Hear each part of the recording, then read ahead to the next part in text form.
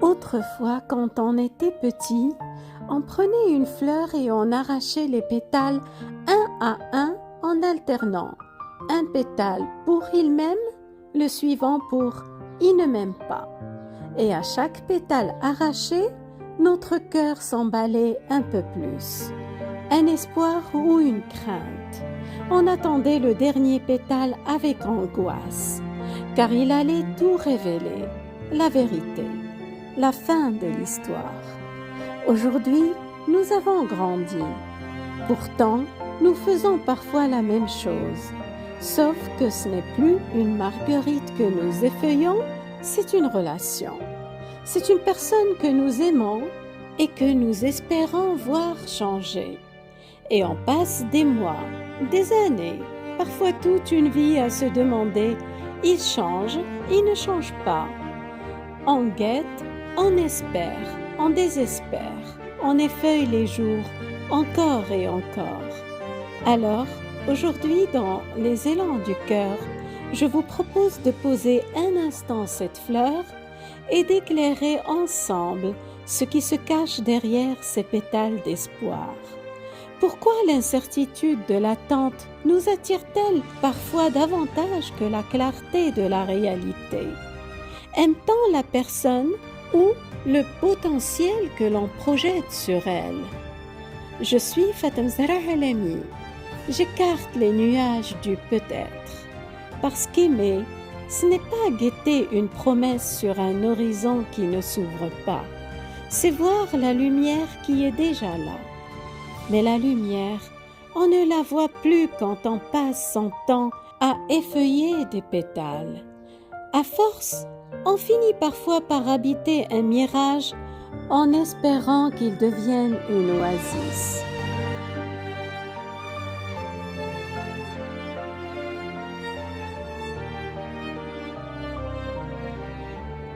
Quand on attend que l'autre change, on entre dans un piège très silencieux.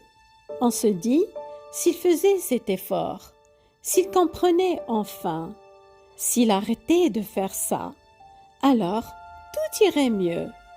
Et on s'accroche à cette image, à ce potentiel, à ce qu'il pourrait être. Mais voilà ce qui se passe dans l'ombre. On suspend notre bien-être à une hypothèse. Notre paix, notre joie, notre équilibre, tout devient conditionnel. Je serai bien quand il aura changé. Sauf que l'être humain n'est pas une marguerite. Il n'offre jamais une réponse définitive. Il évolue. Parfois il avance, parfois il recule. Il n'est pas un oracle, il est vivant. Il peut changer dans 5 ans ou jamais. Rien de tout cela ne dépend de notre capacité à attendre. Mais cette attente transforme la relation en une sorte de pari au lieu d'être un espace où 2 personnes se rencontrent telles qu'elles sont maintenant. Ce qui est douloureux, c'est que cette attente n'est jamais neutre. Elle est pleine d'espoir, bien sûr, mais aussi de peur de la solitude, de la tentation discrète de modeler l'autre et de cette difficulté à reconnaître qu'on mérite une relation qui ne repose pas sur un peut-être.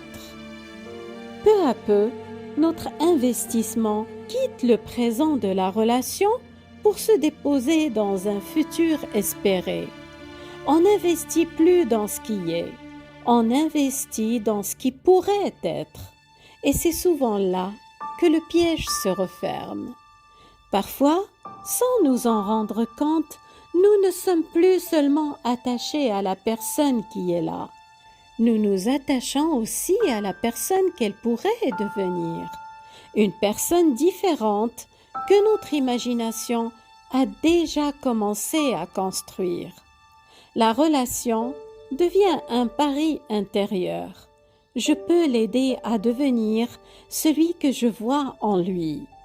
Et l'attente devient le temps nécessaire pour que ce pari finisse par avoir raison. Et si cette attente nous paraît si naturelle, c'est souvent parce qu'elle ne commence pas dans nos relations d'adultes. Elle commence bien plus tôt. Nous avons peur du vide et du choix radical. Tant que la marguerite n'est pas effeuillée, les deux options existent. L'attente est un sas confortable. Elle évite le deuil de la relation idéale. S'il ne change pas, c'est fini. Et puis la responsabilité de la décision. Peut-être que si j'attendais encore, il changera. C'est une position passive qui protège de la culpabilité. Je ne l'ai pas quitté, j'ai attendu qu'il change, c'est lui qui n'a pas fait le travail. Derrière cette dynamique, il y a parfois la répétition d'un scénario très ancien, celui d'un enfant qui a appris à attendre, espérer ou s'adapter pour obtenir la sécurité affective dont il avait besoin. Ce schéma peut parfois se rejouer à l'âge adulte. L'attente devient une sorte de rituel, quelque chose qu'on maintient pour apprivoiser l'angoisse de l'imprévisible, comme si le fait de guetter suffisait à tenir le chaos à distance. L'attente devient alors quelque chose de rassurant pour supporter l'incertitude, comme autrefois un enfant cherchait un repère pour traverser l'absence. Et peut-être qu'il serait intéressant de vous demander aujourd'hui, qui aimez-vous vraiment? La personne qui est là ou celle que vous espérez qu'elle devienne?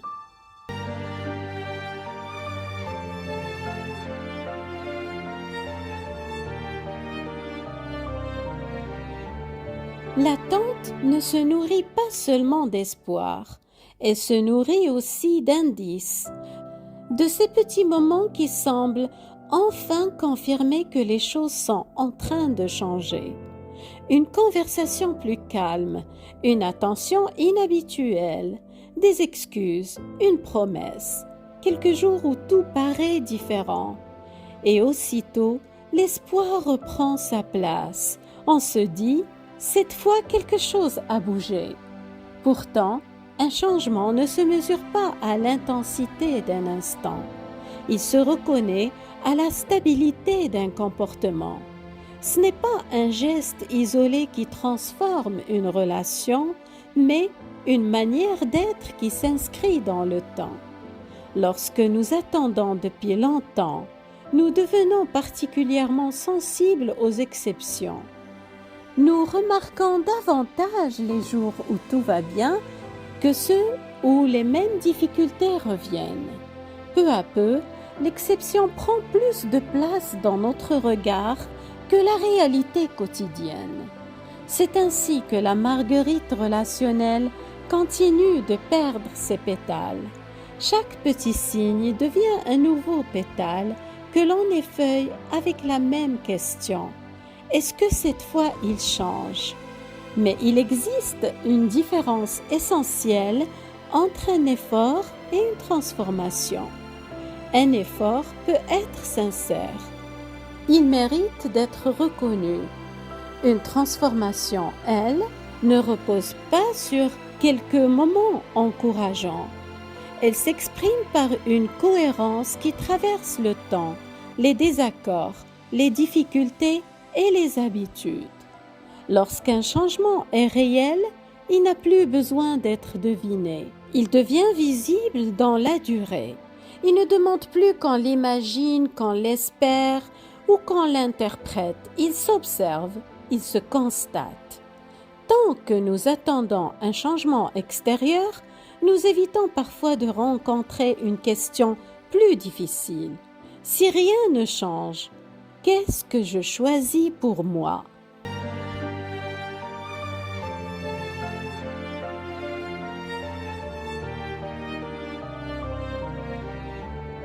Personne ne peut prédire avec certitude l'évolution d'un être humain. Certains changent profondément, d'autres très peu, d'autres encore changent, mais pas dans la direction que nous espérions. L'avenir reste toujours inconnu. En revanche, il existe une réalité que nous pouvons observer dès aujourd'hui, la relation telle qu'elle est. Est-ce que je me sens respectée, écoutée, en sécurité? Puis-je être moi-même dans cette relation? Les difficultés que nous rencontrons sont-elles traversées ensemble ou suis-je le seul à porter l'espoir qu'un jour tout ira mieux? Ces questions nous ramènent au présent et nous invitent à regarder non pas ce que la relation pourrait devenir, mais ce qu'elle nous offre déjà. Car aimer quelqu'un ne signifie pas signer un contrat avec son potentiel. Une relation ne se construit pas sur une promesse d'évolution, mais sur une réalité partagée. Cela ne veut pas dire qu'il faut renoncer au changement. Les êtres humains évoluent, apprennent et grandissent tout au long de leur vie. Mais une relation ne peut pas reposer uniquement sur l'attente de cette évolution. Elle a besoin d'un présent suffisamment solide pour que l'avenir ne soit pas son unique fondation. Peut-être que la vraie question n'est donc pas « va-t-il changer ?», mais plutôt « si rien ne changeait, cette relation serait-elle encore celle que je choisirais aujourd'hui ?» En clair, cette manière d'être en relation me convient-elle aujourd'hui? Est-ce que cette relation telle qu'elle existe maintenant me permet encore d'être pleinement moi-même?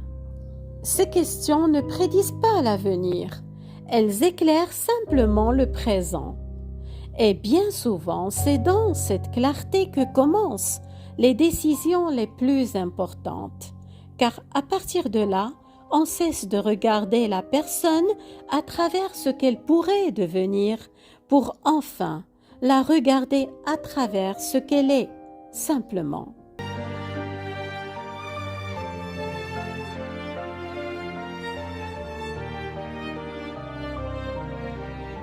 Attendre est une manière d'habiter la relation qui a un prix que l'on ne voit pas toujours. Pendant que nous attendons que l'autre change, quelque chose change déjà en nous. Nous passons de plus en plus de temps à observer l'autre plutôt qu'à nous écouter nous-mêmes. Nous analysons ses paroles, ses silences, ses gestes, ses promesses. Nous cherchons des indices, nous interprétons des signes, nous essayons de deviner ce que demain nous réserve. Et sans nous en rendre compte, notre attention se détourne progressivement de nos propres besoins. À force d'attendre, nous finissons parfois par douter de notre propre regard. Ce qui nous faisait souffrir hier devient aujourd'hui presque normal. Nous nous surprenons à accepter ce que nous n'aurions jamais imaginé tolérer autrefois.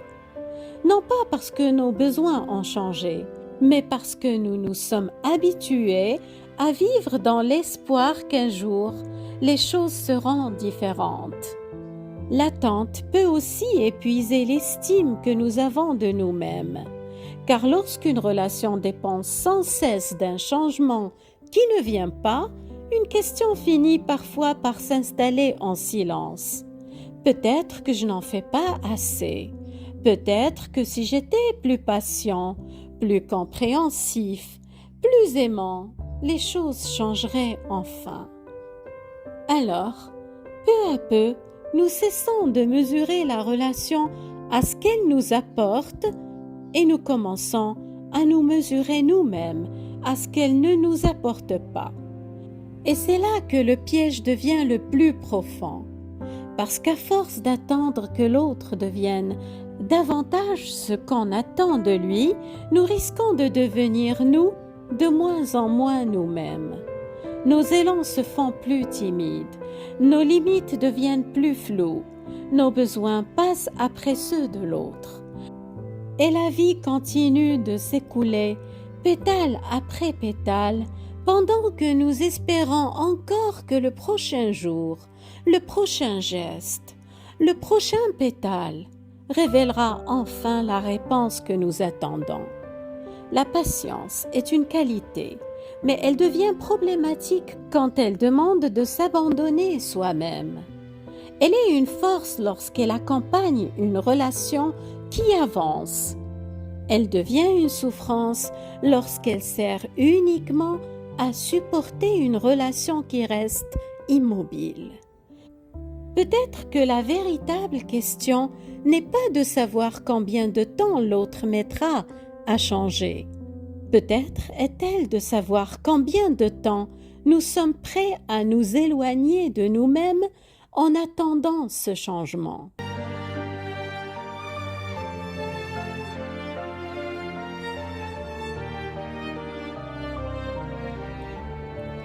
Avant de poser définitivement cette marguerite, il est temps de rappeler une chose.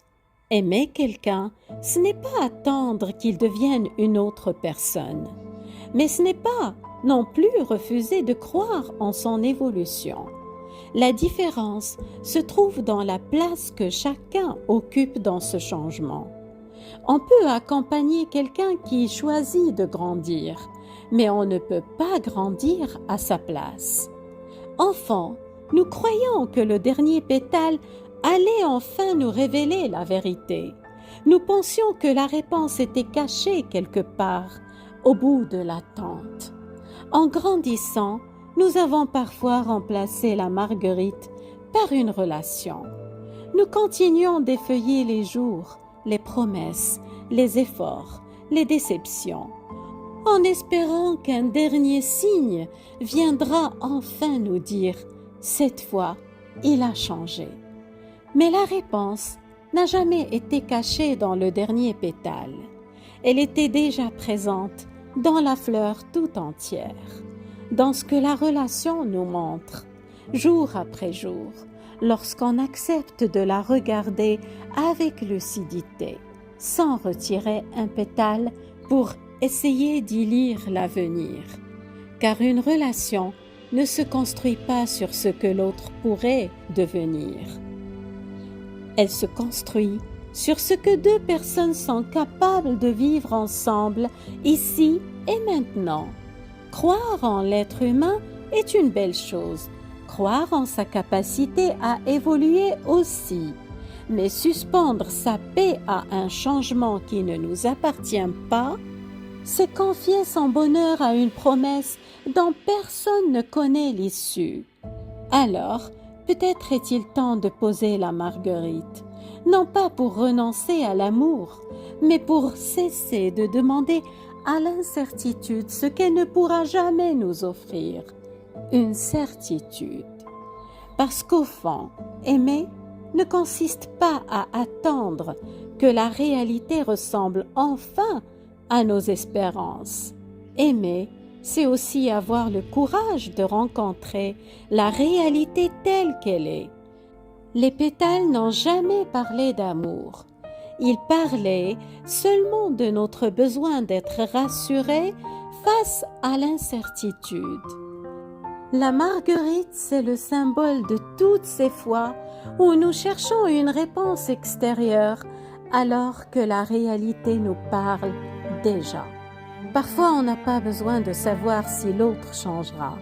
Il suffit de reconnaître avec douceur et lucidité. Aujourd'hui, cette relation ne me convient pas et cela suffit. Prenez bien soin de vous. Vous méritez le meilleur et pas des miettes.